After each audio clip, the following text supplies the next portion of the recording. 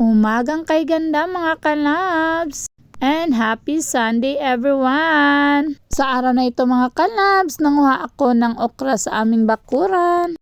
Ang sarap kasi kumain ng gulay, lalo na pag presko at bagong pitas. Dahil matamis ang sabaw nito mga kalabs at crunchy pang kainin.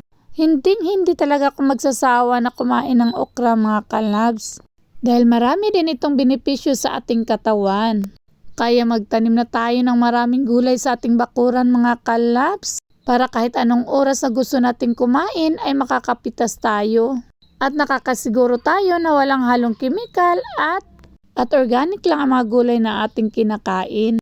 Kaya mga kalabs, magtanim talaga tayo sa ating mga bakuran ng mga gulay para makakain tayo ng masustansyang gulay at prutas. At kung wala naman tayong mga espasyo sa ating bakuran, ay pwede rin tayong magtanim sa mga paso. So marami talagang paraan mga kalabs sa gustuhin talaga natin.